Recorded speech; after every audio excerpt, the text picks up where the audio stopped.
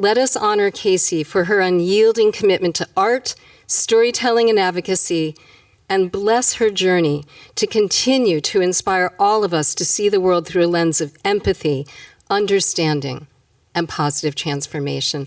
Ladies and gentlemen, may I please introduce to you Casey Lemmons.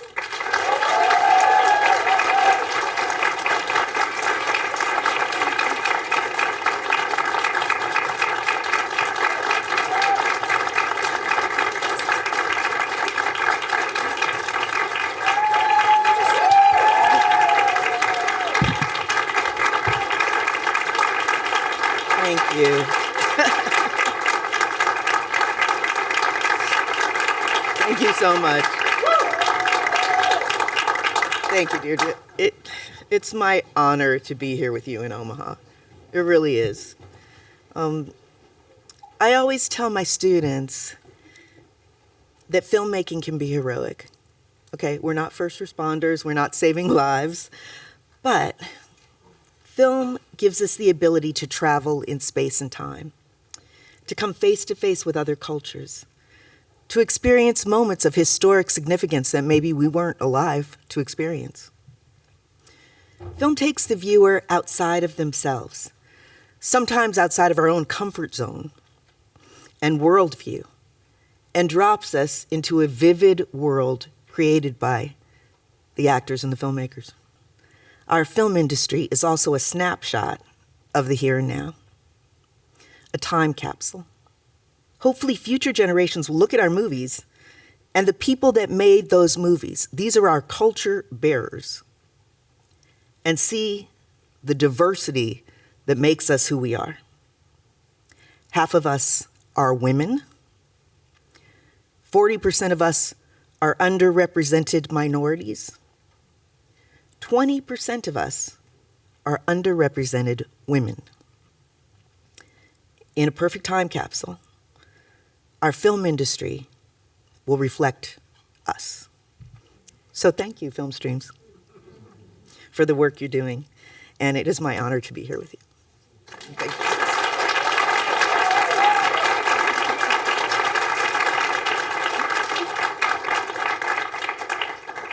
So we're going to talk some more, but for now, let's take a look at some of Casey's work.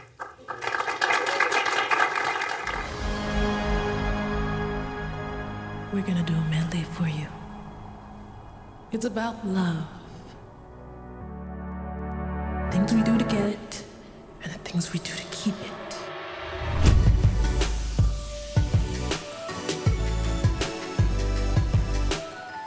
We're in a time where people are really looking for unique voices and an array of colors and personalities and experiences. Trying to break down the barriers by creating empathy. I'm trying to get the audience to feel those emotions inside themselves, that the characters that may be very different from who they are, and hopefully the audience says, well, I felt like that.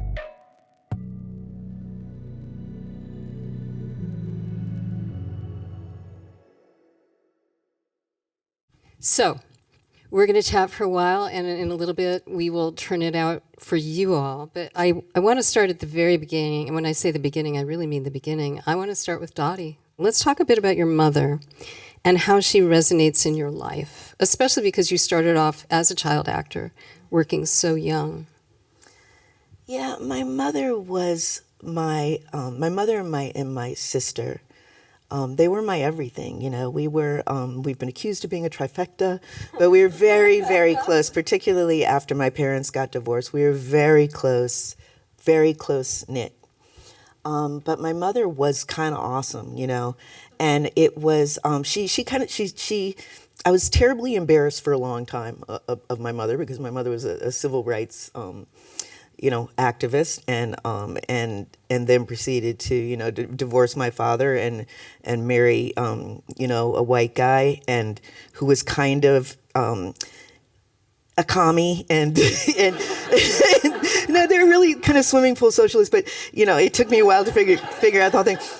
I don't think I've heard that before. Swimming pool socialist? Oh, I like that term. I'm going to use that. A big afro, and she wore very short mini dresses. And when I was the only black girl in my elementary school, in Newton, Massachusetts, and I was beat up every day, and I didn't want to go to school, my mother would march me into that school, and she'd be like, "There are blood on those seats, and you're going back to that." And she'd tell off the principal in her short dress with her big fro, and I was like mortified, like, "Oh my God, you're so embarrassing," you know. But she was awesome. I mean, a really tremendous person, and I think a lot of who I am is because of both my mother and my sister. But she was a poet. She was a poet. So though she was a clinical psychologist and who's who in America, you know, and I was telling you last night, both important and self-important is a line from Oppenheimer, right? You know, she was a poet and really a poet at heart, and wrote me beautiful poetry every birthday. And I think some of that poetry, I like to think, you know, that I've inherited some of that poetry. Because you write. And I think it's important for the young people here today. You don't just like wake up and decide you're going to make a movie. Like, you write all the time. Yeah. And so the devotion to your craft is something you're very, very accustomed to. Let me put it that way. I mean, I think when you're a real writer, it's a muscle that you can train. But for real writers, it hurts not to write. You start to be haunted, and you start to not be able to sleep, and it starts to be an ache, and then you must write. You're compelled to write. It's beautiful. So you worked as an actor, you trained, you go to college, you study history, but you don't finish, right? Mm-hmm. You get around a bit, and then you come back to film. Now, as an actress, if you're not familiar, Casey has a huge resume, but you worked in Silence of the Lambs, so that means you were directed by Jonathan Demme, one of the great late directors. School Days with Spike Lee. Yep. And, of course, Candyman. But when you and I first started talking about that switch from acting to directing, which is a big leap, a leap some people don't make at all, women or men, you talked about somebody who I loved dearly, who is also gone, D.A. Pennebaker. What was it that you saw? What was that moment you talked about with me, with Penny and editing? So for those of you that don't know, I was in nonfiction for like a decade. D.A. Pennebaker is one of the greatest. He is the only documentarian to receive the Oscar as an honorary documentarian and filmmaker. So, and by the way, invented the handheld shot. I could talk about Penny for hours. So, what was it that you saw? What made that? You know, it's so funny because I'm sitting here as you're saying that, and I'm thinking, I can't remember what it was, but I think it was a handheld shot. No joke. I think that there was something about the camera work itself. Because I just peeked into, they were editing my building, and I just peeked into their editing room and kind of stood in the back, and I'm sure they were annoyed. I mean, now looking at it, but I just stood in the back, and it was something I saw on the monitor. I can't remember, but I do remember the feeling that it gave me, the immediacy of it, and the urgency. Michael Moore said he took the camera off the tripod and changed the world. Yeah. There were 3 of those cameras. He took the pommel of a gun and attached it to the bottom of those cameras. I've gotten to hold 2 of the 3. And so I'm really curious because then, unbelievably, your first film, you make a short called Dr. Hugo, which then eventually becomes Eve's Bayou. Your first film. Well, thank you. But really, your first film. Yep. And you pitch that film, you're 9 months pregnant. Yep. And then you go make this picture. So Eve's, let's start with Dr. Hugo. Dr. Hugo. So I made some little films in film school, kind of docudramas. But Dr. Hugo was after we were shopping the script for Eve's Bayou.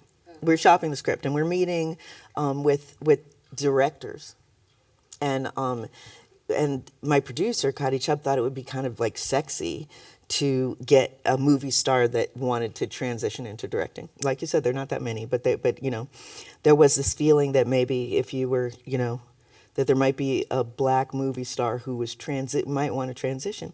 Well, fortunately, they all said no. Yeah, some of them hated the script, but I woke up on my birthday, and literally I thought, I went to film school, you know. I'm an actor that wants to be, I'm kind of sexy, you know. Maybe I should do this. That's when I made Dr. Hugo. So I made Dr. Hugo way after film school when I wanted to make Eve's Bayou. And Cody Chubb, my producer, after he recovered from me announcing that I wanted to direct it myself, said, I want you to do a short film with 35 millimeter cameras and with a real crew and see how that feels for you. And it should be a little bit reminiscent, you know, should be a little bit of, we call it proof of concept now, of what you want to do with Eve's Bayou, and that's how I made Dr. Hugo. And who played Dr. Hugo? My husband played Bondi Curtis Hall. Bondi Curtis Hall played Dr. Hugo. And in so many of your films. In so many of my films, and he played Dr. Hugo. And Sam Jackson, when he read the script and saw Dr. Hugo, he was very much a character actor, you know, coming off of Pulp Fiction. He said, I want to be the sexy doctor. So were there women directors that you could look up to? Yes, just not very many. You mentioned Julie Dash. Julie, because when I saw Daughters of the Dust, I had written Eve's Bayou and was trying to get Eve's Bayou made. I mean, I had written it in 92, so that came out in 92, so around the same time. And so Julie definitely, but the first person I must speak of was Suzanne Palsy. Wow. I saw a film called Sugarcane Alley that Suzanne Palsy made, and it had a child in magic realism. And I was like, you know, a child's point of view in magic realism, that's something I'm interested in. And a woman directed it. Wow. You know, wow. And then when I saw Daughters, you know, and I said, oh, this person is kind of speaking my language. You know, this is kind of my language. This is the language I want to speak in. I called her. Said, hey, Julie, you don't know me, but guess what? I want to be a director. And she's like, uh-huh. and I said, and I'm actually on my way down to Louisiana, and I'm going to do this. And she was kind, and she was great. And we're still very friendly. Do you remember anything that she told you that stuck with you besides that warmth and kindness, which is so important? It's so important. I think it had to do with stamina. I think it had to do with stamina and it being kind of, this is a marathon, you know, and make sure your body and your mental health, and make sure you're ready for this journey because it's a lot. I believe that's what she told me. That's beautiful. You know, it's funny. People that know me hear me talk about it's so hard to make a film, any film, a bad film. It's hard to make. It seems impossible to make a great film. Mm-hmm. You did it on your first feature. I mean, so Eve's Bayou, right? And by the way, we could spend all night just talking about Eve's Bayou. If you haven't seen it, I beg you to. We showed the director's cut, which was a huge privilege. It was the highest grossing independent film that year. Again, astonishing. First film. It won several Image Awards, a couple of Spirit Got Awards. Nominated. We didn't win any. Ah, okay. But you won two Spirit Awards. Two Spirit Awards. Yep. Right? And then it was entered into the National Film Registry, which is basically their way of saying this is such an important piece of art, we are going to keep it forever. Roger Ebert said it was his favorite film of the year. Astonishing. Astonishing. Do you look back on that and wonder at all how? Or do you just remember every minute and say, oh, yes, I do know how? I mean, I do know how, and I remember every minute. You know, look, it's a little bit of a curse, you know. First film. Peaking early. I'm so grateful. I'm so grateful, and I'm so honored, and I'm as proud of the film registry as event. You know, I mean, it's a source of tremendous pride. But so many things have to go well. Right. So many things. The script, people were very interested in the script. But it's the actors, it's the technicians, it's the crew, it's everything coming together. Everything has to come together. Everything has to come together. And then I always say it needs pixie dust. It does. You know? It does. I mean, this is what I mean. That's it's impossible. It's impossible. And so somehow the impossible became possible in 26, going on 27 years ago, when there just weren't directors that looked like me. I was 9 months pregnant on my Green Knight meeting. I had a baby in tow. It was crazy, crazy, crazy. But let's not underestimate the pixie dust or my collaborators. My collaborators and me, we made that together. So it is a remarkable cast. Yeah. I mean, just a remarkable cast that any first-time filmmaker would dream of. Let's talk about, first of all, there are no white people in this film. Right. And that was purposeful. That is something I've heard you speak about. I'd like to talk about that. I love when you talk about this. Yeah, I mean, I grew up in St. Louis before I moved to Boston and was beat up every day. I grew up in St. Louis in Black World. So I didn't know that I didn't really think, I must have known there were Caucasians, but I didn't think about white people at all. Okay, if I met you, I would assume you were a person of color, because they were from ivory to ebony. It was a spectrum of people. We were all African American people, and there was a hierarchy. There were the kings and queens, and there was a snobbery. I mean, there was a whole world where, and I didn't hear my parents talk about the man every night at dinner, and it was a world, and so I wanted to communicate that, because the films of the 90s were very much, it was, we were in the hood, or we were very noble and sweaty, or it was all about everybody talking about the man at dinner time, and I was like, no, my family was glamorous, and there was a social strata, and we were all black, and it was Black World, and I wanted to speak to that. However, progressively, I became more militant about it, because every meeting I took with the studio, they're like, can't you put some white people in it, even like a white racist? And I'm like, no, because it's not about racism. This film is not about racism. It's about a family. And that family, it could be any family. They live in a particular place. They're particular people, but it could be, they're complex, but it could actually be anybody. And I became more and more militant about it until there are no white extras in Eve's Bayou. There are no white people it's whatsoever. so great. I heard you say, because we exist not only in relation to you, which I loved. Yeah. So you touched on the magical realism, which is so prevalent in this film. And you talked about, I've heard you talk about the casting of Journey Smollett. Yeah. So for those of you that don't know, this cast is crazy. I mean, it's Samuel Jackson, Debbie Morgan, Diane Carroll, Lynn Whitfield, who you say was really, in some ways, loosely based on your mother. Very much. I mean, she was very. When my mother saw the movie, she was like, "That was me." Yeah. And that when people would say, "Well, black people don't dress like that," you were like, it was actually like your first AD's mother's dress. It was one of the producers on the movie, who was a black man in his 60s. It was his mother's dress. On Debbie Morgan. On Debbie Morgan at the party, the pearled dress. I had somebody look at the movie and say, it's just not realistic that people dress like them. Just because you don't know it doesn't mean it wasn't true. Okay, we were fabulous, and I can prove it. That's his name was Michael Bennett. That's his mother's dress. So it's gorgeous to look at the film, and the director's cut in particular. You and I've talked about it because I spent some time in the South. It breathes. It leaves room for breath, which nowadays I feel like we don't get to have films like that. So it's a beautiful, beautiful testament that we got to show it at all. I want to ask you about some of the cinematography in the film, which is just astonishing. People walk into memories through mirrors. So they literally turn around and walk into the memory. And that happens more than once, where memory is made alive in the present.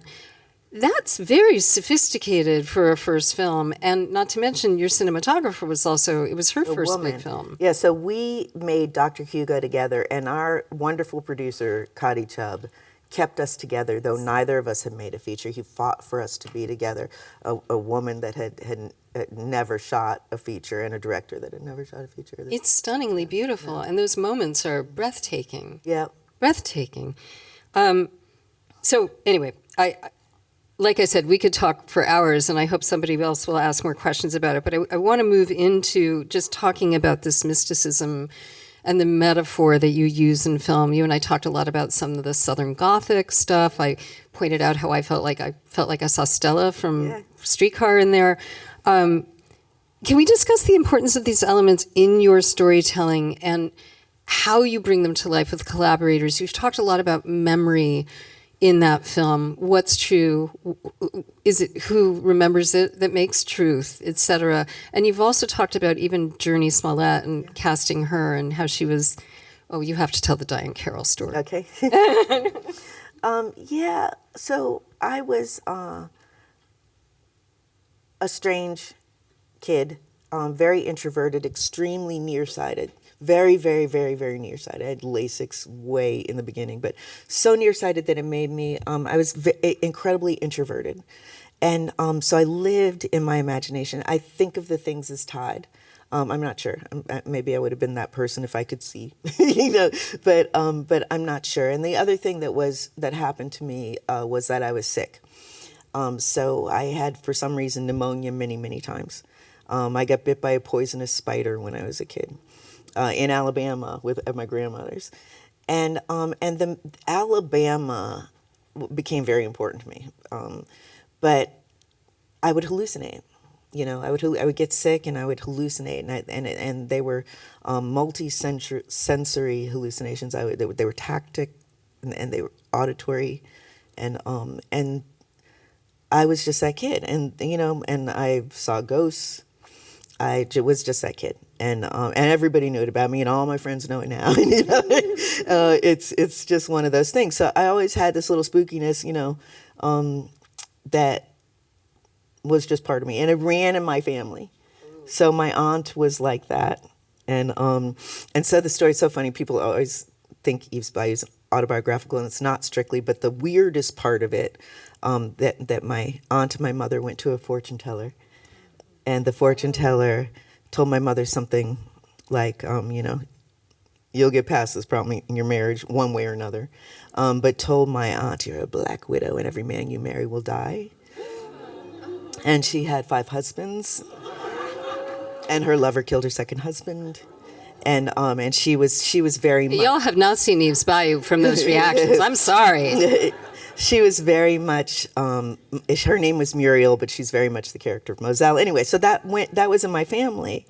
And so it was natural to me to think that way. That is the way that I think. Somebody once asked me after Harriet, why are visions black and white? I'm like, that's the way I see them. It's very natural to me. So I was looking for Eve, and I was, she's a very earthy kid, and I was seeing all these very precocious little actresses. And I was like, ew. This is not at all what I'm looking for. I want a girl of the earth. I want like a girl that plays in the mud and picks up a snake. And, that's the girl that I want. And I had a hard time finding her. And we were in Louisiana actually prepping. And I had all these beautiful actors and this fabulous crew. And I didn't have Eve of Eve's Bayou. I started to have a really horrible feeling of imposter syndrome. And then my casting director, Jackie Brown, called me and said, I think I found her. Come back to Los Angeles. So I flew back to Los Angeles. And for some magical reason, you have to know this is so rare. It's happened to me twice that I call up the other actors and they say, yes, I can read with them. It's so rare. Haven't done talk to me. The Don Cheadle was like, yes, I can read with Chiwetel Ejiofor. But it's like, somehow I got the actors together and this little girl came in and I'm like, oh my God, this is it. This is Eve. I found her. And everyone agreed instantly.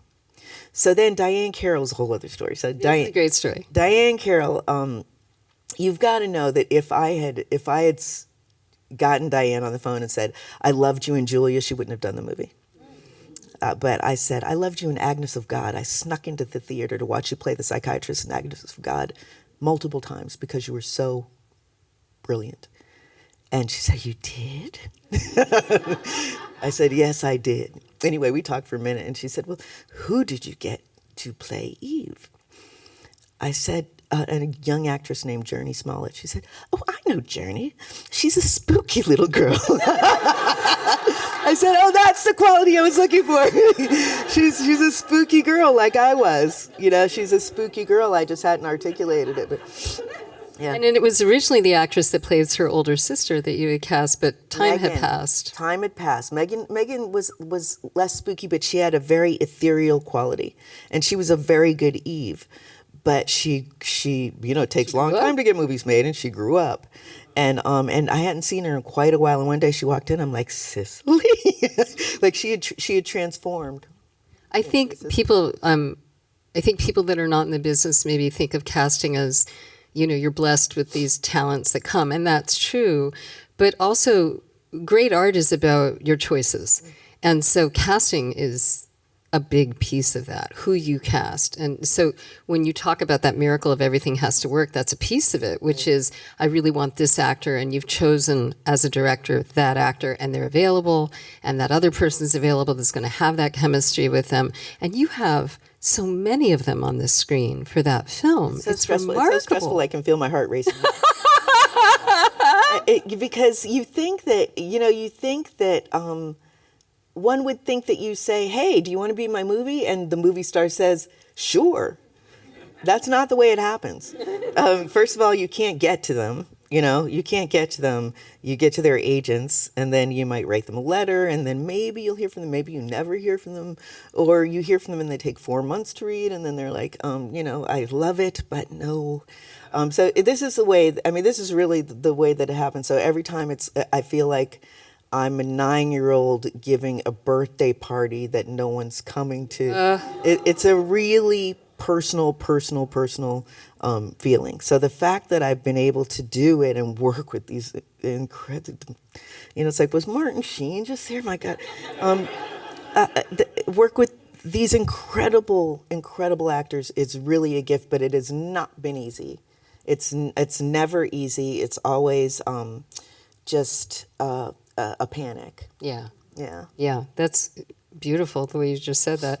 One last question before we move on from Ms. Bayou would be the director's cut. You and I have talked about this. Besides it having a lot more, it feels more languid in a beautiful way, more lyrical.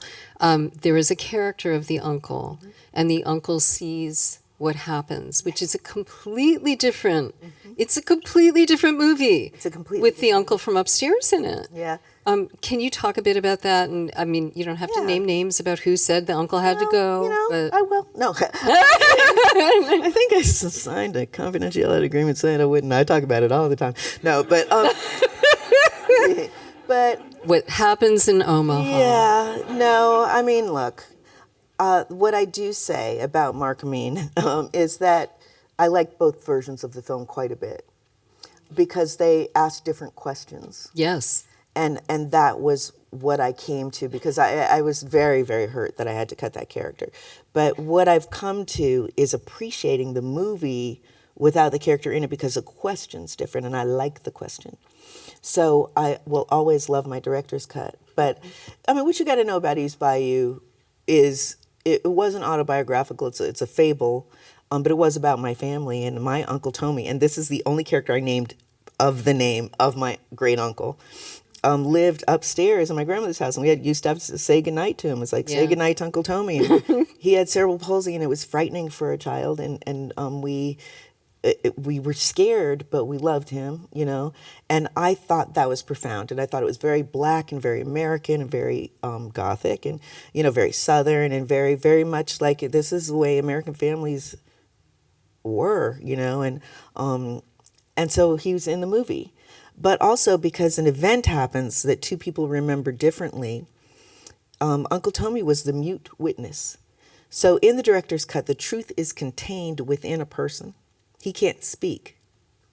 In the release cut and cutting that character, there is no truth, right? Because something happens that two people remember differently. And therefore, what is the truth? And I liked that. No, as well. it's equally good. I mean, they are both equally good. They're just super different. They're super different. And by the way, the shot in the mirror with the uncle too is just like, that's just a hard shot to get. Yeah. It's really just such sophisticated filmmaking. I will move on because I can talk about it all day.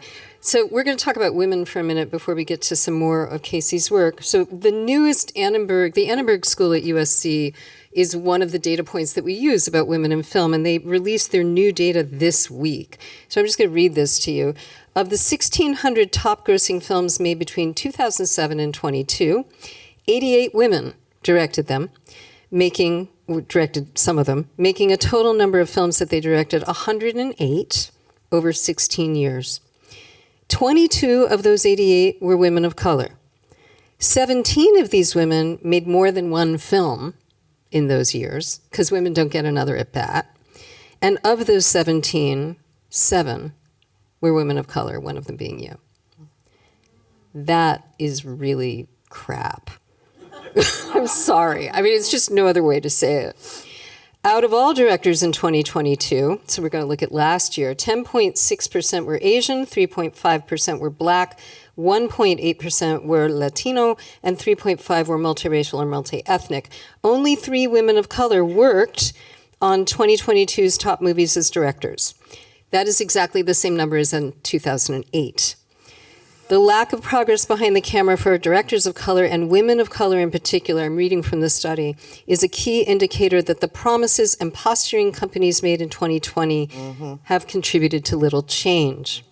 So, as both a woman and a person of color in the film industry, can you share a little bit about the challenges you faced? You are the only one besides one other woman who is Black who have made 6 feature films on the big screen, which is the keys to the Ferrari, let's admit it. Can we just talk about what you faced and how that has articulated itself in your life? We don't have the time. I mean, seriously. No, seriously. It's a very, very long conversation. What can I say about it? I can say that fortunately I didn't read the Annenberg study for many, many years. Now I'm obsessed with it, and I quote it all the time. But I struggle with whether to quote it to my students. You know, it's so crushingly negative that when raising a generation of filmmakers, I struggle with whether statistics are helpful because I didn't have them. I assumed I was a unicorn, and that was okay. But I didn't. There's something about how many times we've been optimistic that it was going to change, that is particularly crushing. The things that people have said to me, the things that have happened to me. Even on my last movie, I've had meetings with people that wouldn't say my name, that looked at the man next to me who might have been somebody we brought in to help us. You know, I mean, just the horrifying misogyny and racism that is, it's almost like you just have to move through it and past it and through it and past it. And Van knows. I mean, you know, we have to. You know, sometimes you need a big, tall, strong man in your corner, like this man here. He's my AD on the Whitney movie.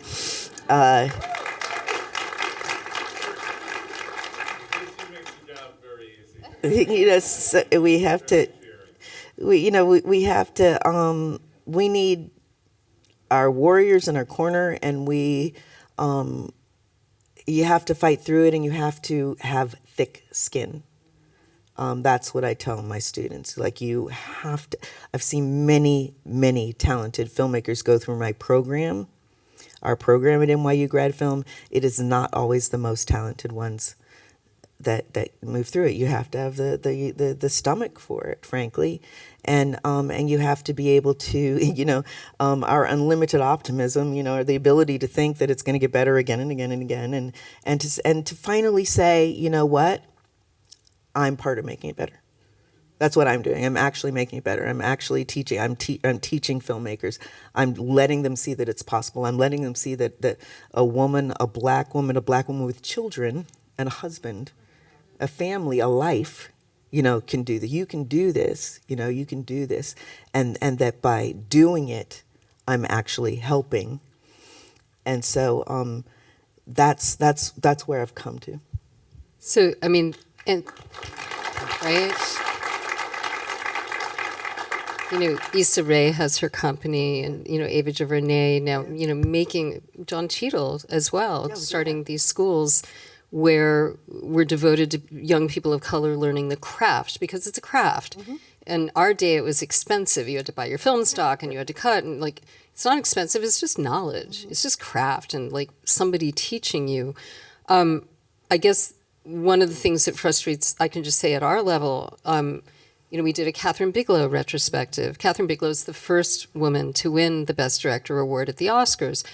Nobody's digitized most of her work is not digitized. Oh my God. So that means for us, it's super expensive. We have to obtain celluloid film, run it as film, which is expensive and costly for your projectionist. So and I literally called her agent. I said, do you realize that your client's work isn't digitized? It just made me so angry. Yeah. Just so angry. So luckily you're in the National Registry, because it's extremely frustrating at the market level. So let's talk about further in your career. So 4 years pass. You make The Caveman's Valentine again with Samuel Jackson. And then 10 years after Eve's Bayou comes your third film, which is Talk to Me. I hope some of you saw it. It's such a wonderful film. So this film is about the life of Petey Greene. He was an ex-con, became an incredibly important figure in Washington, D.C. It starred Don Cheadle, Taraji P. Henson, Martin Sheen, Chiwetel, who you mentioned. And this is also about the birth of Radio 1, which is the first black radio family of stations, right? So it's an incredibly important film, but it's not infotainment by any means. It's a deeply resonant story. It's got a completely different tone than your other films. How was the experience of making that film different? Because you're 10 years older, right? Your kids are a little bigger. That you've got another one probably by then. So what was different? I've got to say, I think of it as the first time I had joy while directing. I would have joy afterwards. That's worth clapping for. But yeah, I'm sorry. It shouldn't all be hard. It was a very joyous film to make, and I think part of it, there were so many things that were fun about it, but one particularly, and when I talk about fun, I mean fun as a director fun, which is sometimes recording a tragedy and taking the audience there can be fun. Switching tones from comedy to tragedy suddenly can be fun. And having comedians play something very serious and very serious actors play comedy, that can be fun. Right, Cedric the Entertainer. Completely forgot. Yeah, Cedric. Right. He's such a big part of it. Yeah, and I remember filmmaking's so stressful. It's hard to process while you're doing it. It's so stressful. I remember Don looking at me across set one day and saying, "Are we having fun?" And so it's the only film where in the moment I acknowledged that I was having fun. It's like it was fun. It was so much fun. It was so much fun. And it's delicious to look at. We talked last night a bit about the costuming and the hair, and we're about the same age, so growing up and remembering what people wore, and you were like, you couldn't make it. You had to go out and couldn't afford to make right? it. We had to buy it, but when you buy it at thrift stores, you're like, somebody wore this, Right. Somebody put this on and went out of the house and thought, I am looking good. So one of the important things in this film that I want to talk with you about, you and I have talked about the N-word. The N-word is used a lot. Yep. And there's a lot of discussion about the N-word. There's a lot of response from Martin Sheen about the word, with his character. We don't say that. Can you talk a bit? It's very purposeful. Yeah. It's very, very purposeful and a great education. Well, I mean, we, I became aware of the script because the producer called me and asked me to do a pass at the script. I read it and I was like, well, this is good, but yeah, I guess I can, I can help. How can I be helpful? And it was in the process of rewriting it. I put on some Sly and the Family Stone. And I say it's just like falling in love. Like one moment you're friends, and the next moment you can't breathe. And that's what happened to me. I was like, oh my God. Like I called my agent one day and said, I think I have to direct this. And I was nowhere on their list whatsoever, nowhere. And my sister used to joke, first they went to all the white men, then they went to all the black men, then they went to all the white women, then they went to all the Indian women, and then they came to you. But, I really had to lobby to direct this because it wasn't, nobody thought this is a natural Casey Lemmons movie. It was a buddy story between two men, and it was very, very, very, very, very, very profane. I believe that in the meeting that I was uber prepared. I've never been more prepared for a meeting. When I finally got it and I went in and played music, I know that I stood on a table and danced, and I know that I swore a whole lot. And I had watched some PD, and I'm like, this is who this motherfucker was. This is who this person was. And if I'm going to do PD, I have to go there. He was outrageous. He was outrageous, and he did it to affect people, and it was also very natural to him. And I came to realize that it is. I live in Harlem. And I've been living in Harlem for a minute, and there's a musicality to profanity amongst my people, and there's a beauty to it, and there's a poetry to it, and I also, what I was telling you last night is I feel like erasing the N word is sometimes like erasing, the World Trade Center from movies, like they when movies first out there, it's too upsetting. We have to erase. It's like, what do you mean? It was there. It was there, and it has a history. And what happened to it is interesting. And it's part of who we are. So we have to acknowledge it. You have to understand it. Don't, these kids, sometimes you hear it's like, do you know though where that word comes from? But it's something that is very American. And if we're Americans and we're honest, we have to deal with that word. And we have to deal with the co-opting of it. We have to deal with the whole history of it. And so, yeah, we embraced it. And, I love this movie. I love this movie. And for a million reasons. And I love to show it to my film students. And I always apologize for the language. And dear Omaha, sorry for the language. I love Don Cheadle in that film. We talked about it last night, but we can move on. It actually brings up music, which you've mentioned a few times, and I want to talk about. Black Nativity is such a unique and interesting film. So you wrote this film, you adapted it. It was an adaptation of a Langston Hughes play of the same name. Jennifer Hudson, Angela Bassett, Forrest Whitaker. I honestly can't believe your cast most of the time. I just look at them and I'm like, oh my God. You also, what some people may not know is that you've worked with Terrence Blanchard a lot. A lot.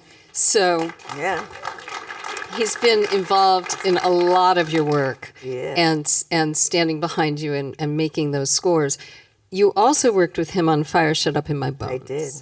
So you and Mr. Blanchard were the first Black librettist and composer to open the Mets.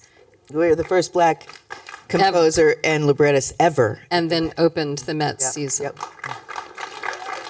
Remarkable. Can we talk about music and in general in your work? Yeah, I mean, it's so important to me. Look, I lucked out with T. Blanche. I mean, this was a genius way before me, and I didn't even know who he was. And a friend of mine said, well, maybe you should check out Terrence. And I kind of knew him like just as this is a guy, a trumpet player, and listened to his music, and I'm like, okay, but I'm Eve's Bayou, I'm hearing something. And so I talked to my first conversation. He said, well, what are you hearing? And I didn't have language. I still don't have musical language, So I said, African-American Southern Gothic melodrama. And somehow he speaks my language. The man speaks my language. He, the first theme he played, it was like, dun, dun, dun, dun, dun, dun, dun. I was like, oh my God, that's, like he just rocks my world. This is a mega genius. I'm so lucky to have, to be able to work with Terrence, and we've done a lot of things together, and then we did 4 movies, and one day I went to because I'm fangirling, and I'm seeing E Street Collective, his group, play, and I go backstage to do a shot with him, and he says, we want you, it's always we, he and his fabulous wife Robin, who's his manager, we want you to do my next opera. He'd done a very successful opera, and I'm like, well, I don't know anything about writing libretto, but he had remembered me saying back in the old days when we first working together that on my bucket list was I wanted to write a libretto, and he threw that in my face. Wow. And said no, but I remember, because I remember where we were walking in New Orleans, and you said on your bucket list was you wanted to write a libretto. I'm like, did I? Yeah, I'll did. see your film and up you one libretto. So yeah, that's how that happened. That's amazing. But you also talk about you listen to music when you're writing. I do. So when and my son, I have a fabulous son. He's an actor, and he's my children are outrageous. My children are wonderful people and very, very interesting. And my son is he thinks like a full 100% artist. And I was writing Harriet, and I would talk to him about it. And he came down one day and he said, you know what your film is? I said, what's my film, Hunter? He said, you have to listen to Sinnerman, and the long version of Sinnerman. Ooh. And so I'm like, I listened to the 14-minute version of Sinnerman, and I'm like, this is Harriet. It's soul, it's movement, it's memento, it's Harriet. And so I played that for Terrence, and I said, this is kind of the way I'm feeling. It's like, it's movement, it's soul. And so sometimes we work like that. Oh. And sometimes it's just like African-American Southern Gothic melodrama, and he comes up with it. And sometimes it's Sly and the Family Stone. And Terrence, what do you think? And he's, but yeah, I've worked repeatedly with him. Harriet was interesting because there was another element, which was the songs. The songs are very, very important in Harriet because that was the way that slaves communicated. It was a very sophisticated form of communication. And it was the form that Harriet used because the overseers and the masters, it was too sophisticated for them, so they didn't understand it. So when slaves would sing in the field, they were actually speaking to each other. They didn't have to look at each other. They could look at the work that they're doing, so they wouldn't arouse suspicion, but they were speaking to each other. And Harriet would speak to them in this language. So when Harriet came and sang certain verses of certain songs, the slaves would know now is the moment to run. Or they would know not right now, it's too dangerous, by what verse she used. So it's very, very sophisticated communication. So the songs in Harriet are also very important, not just the score, but the songs. So we have to talk about Harriet. Yeah. Harriet 2019, you're another masterwork. Thank you. So the film premiered at the Toronto Film Festival, which is the largest film festival and most important in North America. It received 2 Oscar nominations, including Cynthia Erivo for Best Actress. That doesn't happen without a great director. And your son, Henry Hunter Hall, is in this film, as is your husband. There's so much to discuss cinematically about this film. It's epic. It's gorgeous. Accordingly, now, that last shot I've heard is one of your favorite shots. The clouds literally parted when you're filming the shot where she's leaping, crossing into freedom. Well, yeah, when she first crosses into What freedom. a beautiful gift from the universe. It was My a beautiful God. gift from that's exactly what it was. I mean, that doesn't happen. But anyway, I wanted to bring up a couple of things that you said about this film. I've heard you say this in a couple of interviews. I asked Harriet what she thought. I heard Harriet. Yeah. You said it about Petey Green too, who is deceased. I heard them. Mm-hmm. Is that part of your spookiness?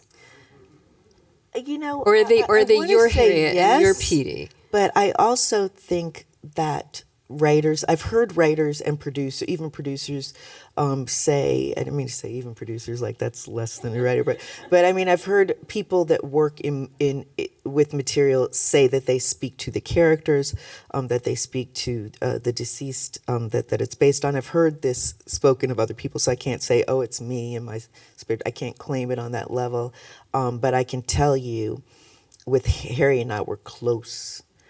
We were close. I could feel her hands.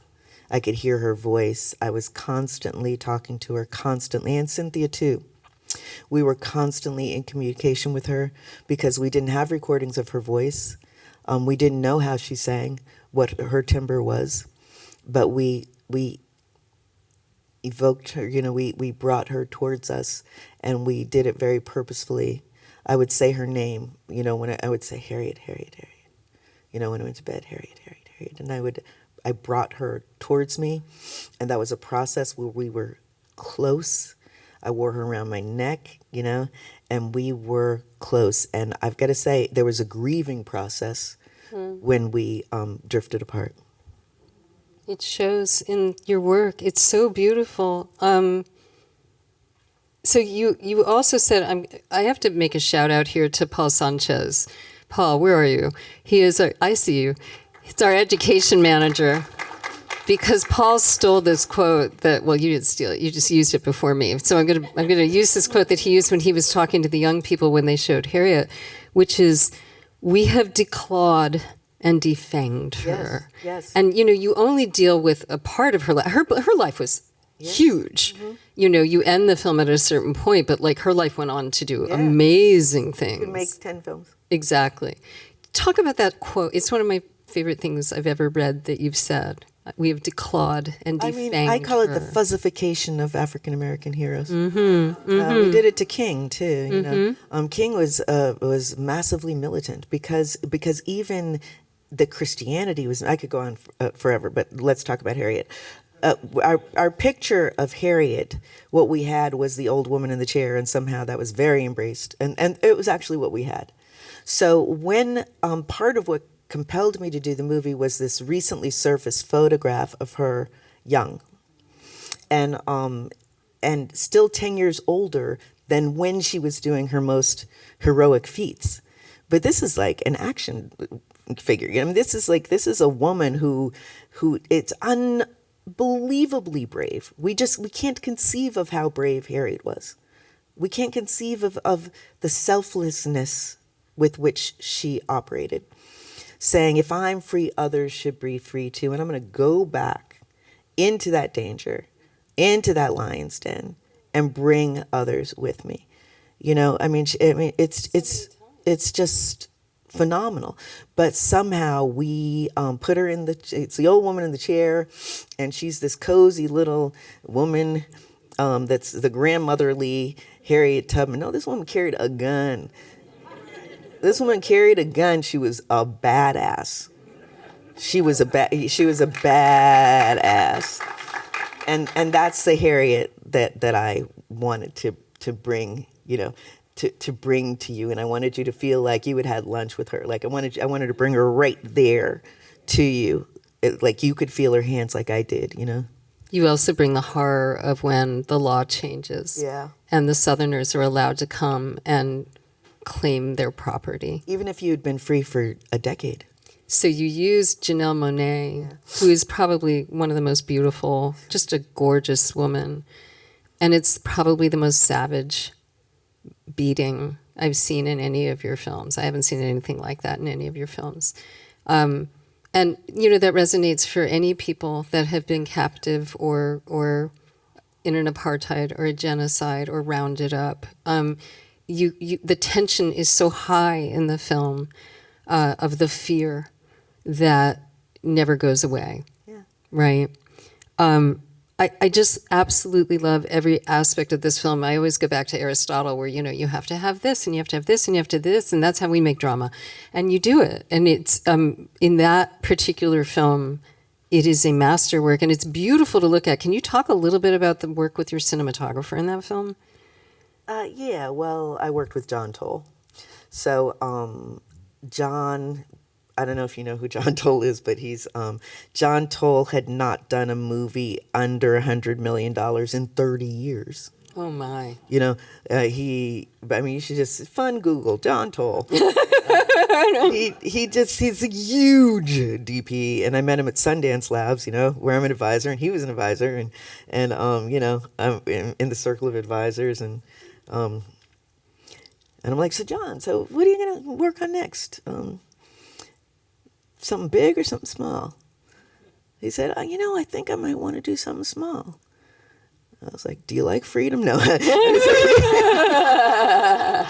That's my joke, but it's, I came on to him very strong, very, very strong at the Sundance Labs, and he agreed to read the script.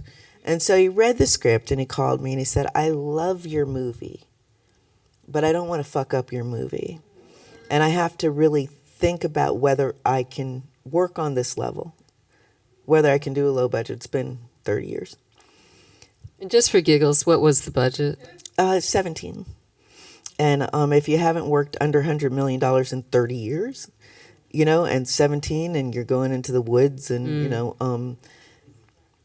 it was daunting for him. And he called me back 3 days later and said, I'm going to do your movie. And that was a huge gift to the movie. It was a huge gift because this was a very, very and remains a very important DP. And it was very, very important for our movie. And he said, we're going to make a movie with a very modest budget, but we're going to make it look like a $100 million movie. And he did it easily within that budget. Nothing was easy. Nothing was easy. No. He did it uncomplainingly. Okay, well that's with never complaint. Marching through the woods at night. He did it, yeah. Yeah, I mean, there's a lot of night shooting in that film. So yeah, it turns out Harriet Tubman worked at night. Yeah, I wonder why. A lot of night shoots in that film. A lot of that. Your most recent film, I Want to Dance with Somebody. You had a special relationship with Whitney Houston and with the Houston family. You want to talk a little about that, with how you got involved in this? Yeah, so I wrote a script for Whitney that I wanted Whitney to be in. She was at the top of her career. There was no bigger talent than Whitney Houston. And when I approached her, I had written a script about the Sweethearts of Swing. And I wanted her, and I had written a part just for her. And somehow, based on Eve's Bayou, no, it was before Eve's Bayou had even come out. I had just written the script for Eve's Bayou. I got to, definitely it was maybe 94. Wow. I got a meeting with Whitney Houston. And I went in and I met with her and I pitched my movie. And she was very impressive, but impressive, I don't mean impressive in, I was very impressed by her humanity. I was impressed by the woman who sat before me. I could feel the weight of celebrity on her, but that's not who she was when she came in. She had sweatpants on. She was exhausted. She was very, very, very, very human. She was not this icon. She was a woman. And no, they didn't buy my pitch, but her daddy cornered me and said, I want you to write a movie for us. And he pitched me something that I was like, ooh, cringe, I just don't know how to do that. But eventually I figured out a way, my way to do the movie that they pitched. So I wrote 2 scripts for Whitney, one of which she was involved, one of which her company had asked me to do. So I knew her a little bit, you know. I knew her, and I was moved by her. Moved. She wasn't completely okay, and you wanted to be like, are you okay? But nobody around her seemed to be doing that, or they've, you know, I couldn't see it. It was very much this huge celebrity, you know, but when you saw her, she was a woman that was like, you know, and it's just a question of how you deal with that. How do you deal with that level of celebrity, and expectation, and being America's princess, and how do you deal with that, you know? And I'm looking at somebody that's like needs a nap, you know, and a break, and I was moved by her, and so I wanted to somehow, the accomplishments are even more impressive when you realize there's a human being behind that actually is maybe even in pain, or certainly is like us, you know. And so that's what I wanted to bring to the screen. So when the project came to do her life story after she was deceased, was her dad involved still? No, he was deceased. He was also deceased. So to walk that fine line of telling that story when there are still people around who loved her and knew her, and I mean, that's an enormous task. Yeah, especially when they're producers. Yeah.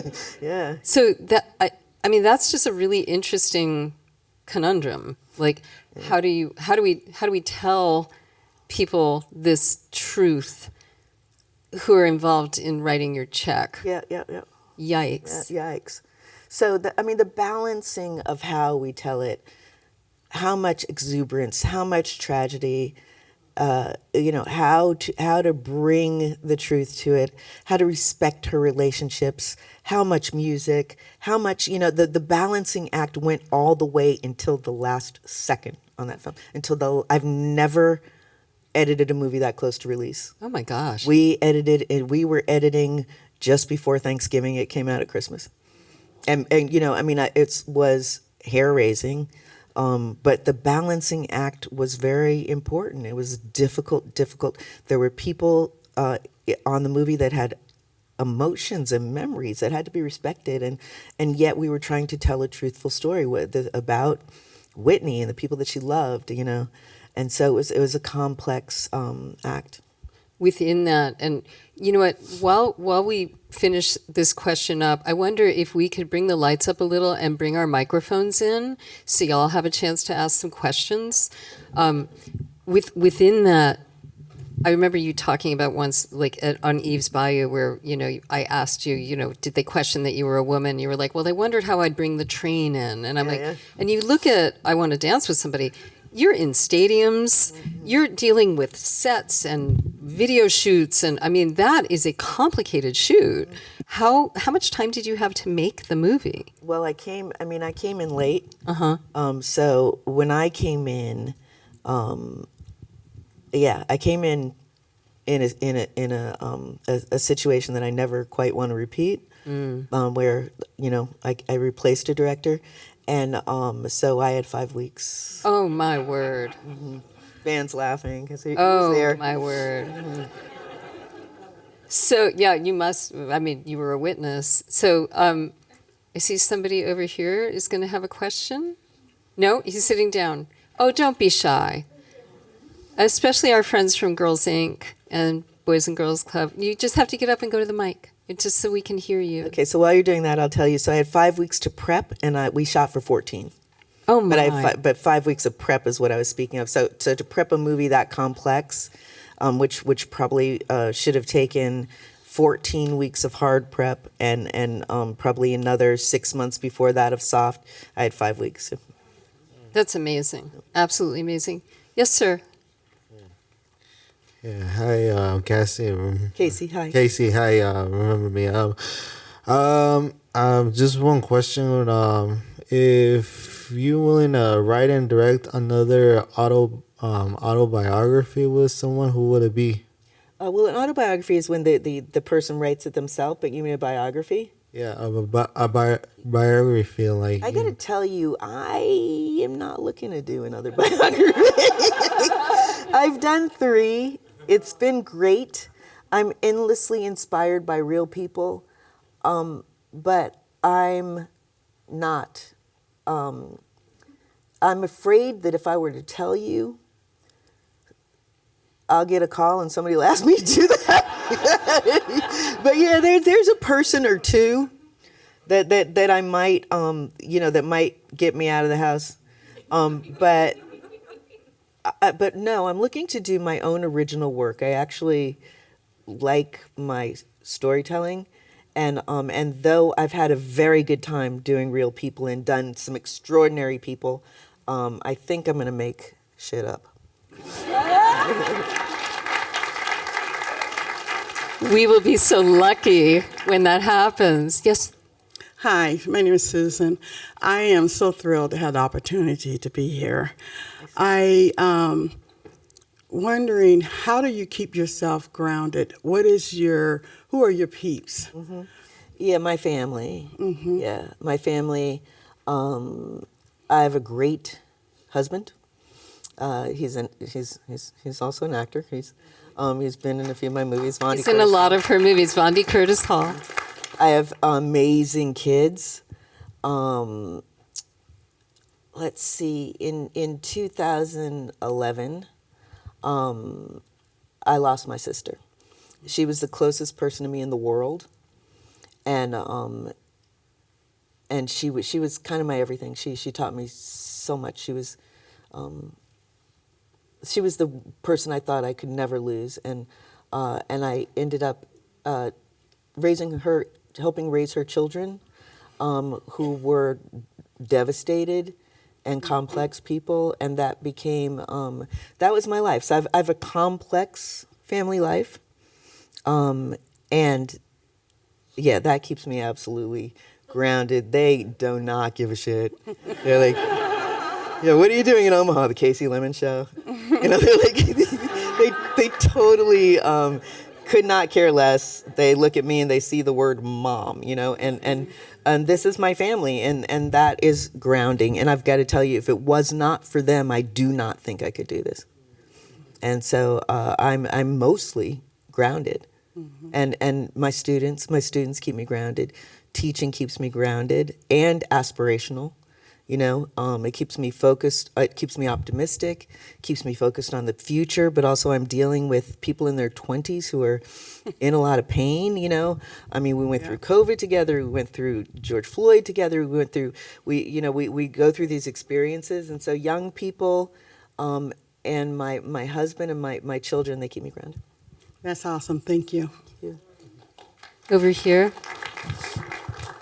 Thank you so much for being here and giving this talk. I teach English at the University of Nebraska, Omaha, Yay. and I have done it for a few years now, and I always try my hardest to expand the literature and the writings that my students read to be very encompassing of everything in America and the world.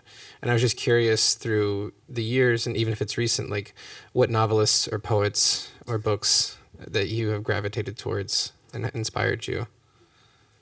Wow. I'm a huge reader.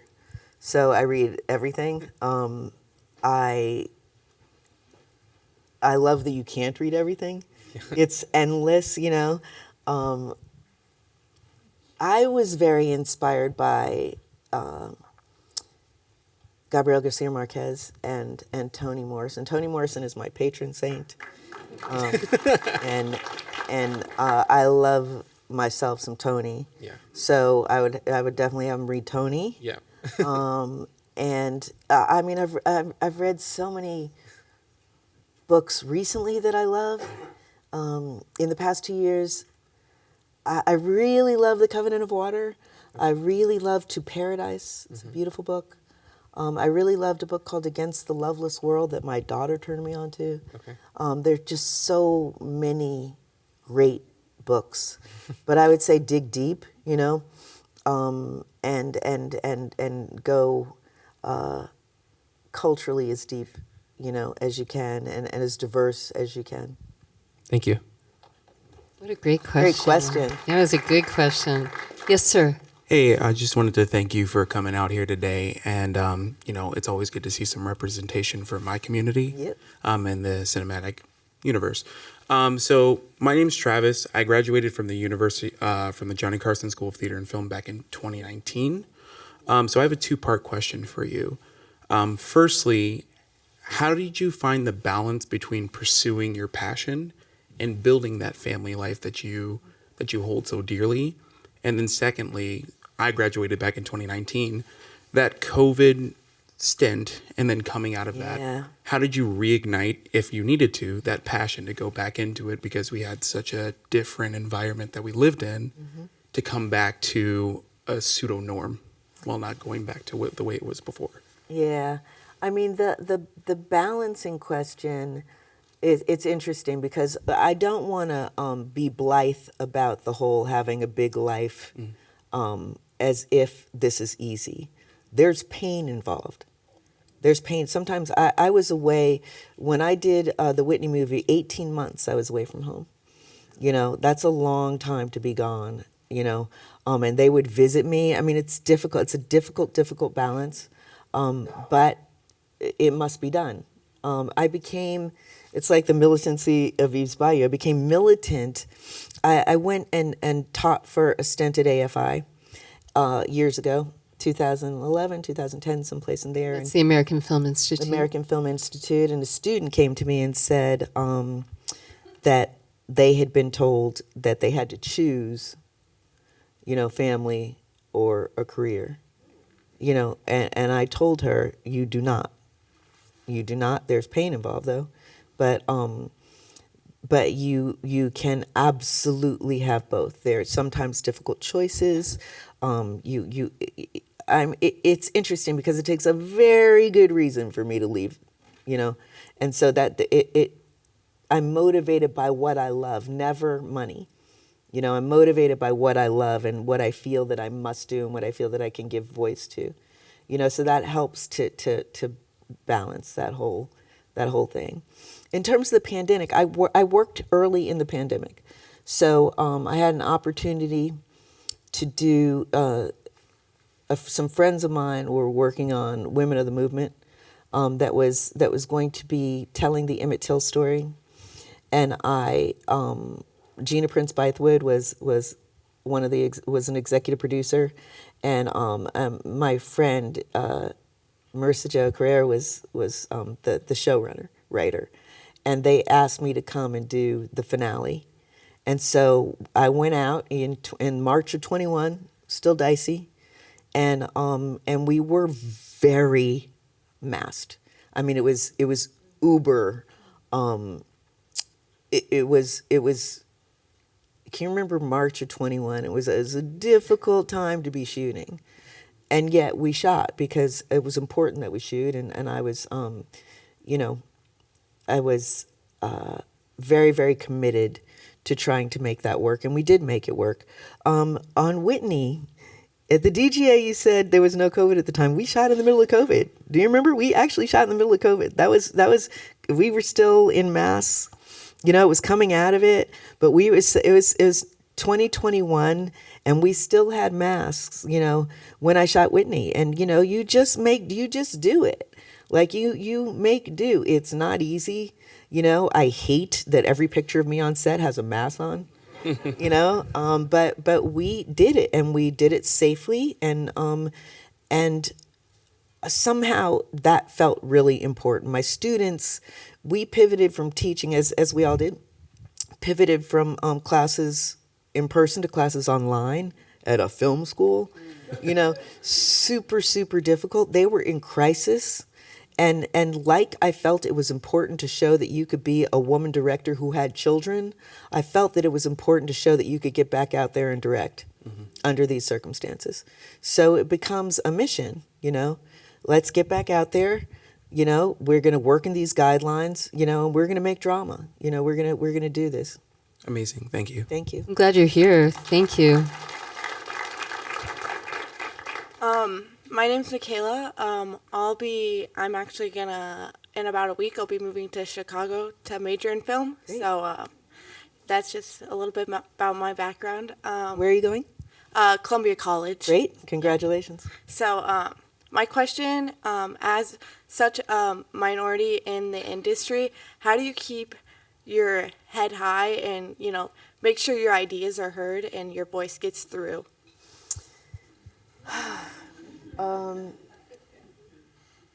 I have a mantra that I won't repeat because it involves profanity and. But I will tell this. I don't know. I mean, I tell my students, look, you have to talk to yourself. You have to talk yourself through it, and and sometimes that requires, giving yourself a pep talk in the whatever language you respond to. And I tell myself, I'm a bad, and you are too.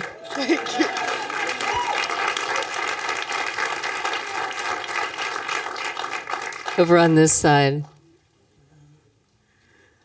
I want to thank you again for being here. And I feel that this is such an important and powerful moment.